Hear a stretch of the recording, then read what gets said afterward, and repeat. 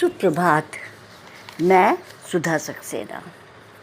यह बात सत्य है कि जीवन को सहज रूप से चलाने के लिए हमें पैसे की ज़रूरत होती है, लेकिन जिस दिन पैसा हमारा स्वामी बन जाएगा, हमारी दुर्दशा शुरू हो जाएगी।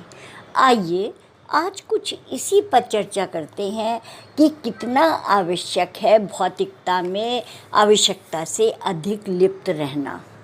इस बात से कोई इनकार नहीं कर सकता कि पैसे में बड़ी शक्ति है। सारी दुनिया उसके इर्द गिर्द घूमती है, क्योंकि वह असंभव को संभव और अकल्पनीय को वास्तविक बना सकता है। हम सब जानते हैं कि कैसे पैसा अच्छे अच्छों का रंग चुटकियों में बदल देता है या बेमेल का भी मेल करवा देता है। कहने का अर्थ है कि हर वो चीज़ जिसे खरीदा जा सकता है, वह पैसा आपको सहजता से प्राप्त करा सकता है। हालांकि पैसा हमारे भीतर भ्रम भी पैदा करता है। हमें लगता है कि हम स्वर्ग का सुख भोग कर रहे हैं, किंतु इस भ्रम में डूब करके हम भूल जाते हैं कि पैसा हमें बड़ा घर दिलवा सकता है, परंतु सुखी परिवार नहीं। वह हमें उत्कृष्ट स्वास्थ्य नहीं दिलवा सकता है। वह हमें उच्च सुरक्षा प्रदान कर सकता है, पर न्यूनतम सुरक्षा की गारंटी नहीं दे सकता।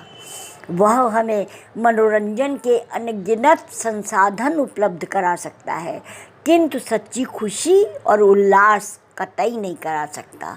वह हमें नरम गद्दे पर सुला सकता है, परंतु चैन की नींद नहीं दे सकता। पैसे से हम नाम खरीद सकते हैं, परंतु लोगों के दिल में सम्मानजनक स्थान नहीं पा सकते। वह हमें राजगद्दी दिलवा सकता है, पर वास्तविक सत्ता से सदैव दूर रखता है। इससे हम उच्च शिक्षा पा सकते हैं, किंतु बुद्धिमत्ता नहीं पा सकते हैं।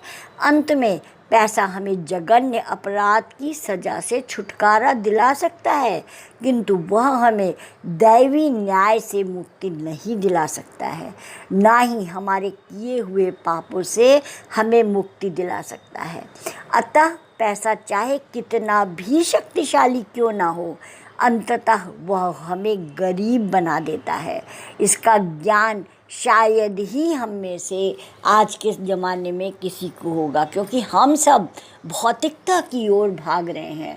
अनेक सुख सुविधाओं को सोचते हैं कि यह हमारी अपनी है, और जबकि वह क्षणिक होती है।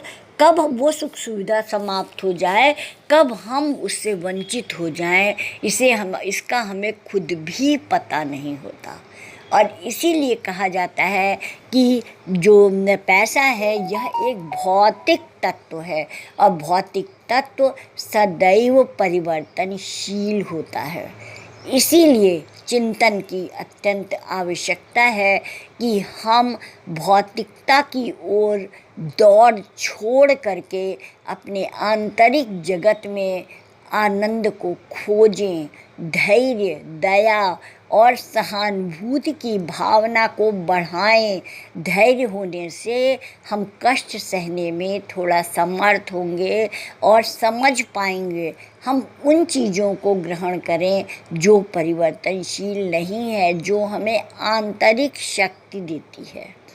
तो इस प्रकार से अगर हम देखें तो पैसा सब कुछ नहीं है, सब कुछ होते हुए भी कुछ नहीं है।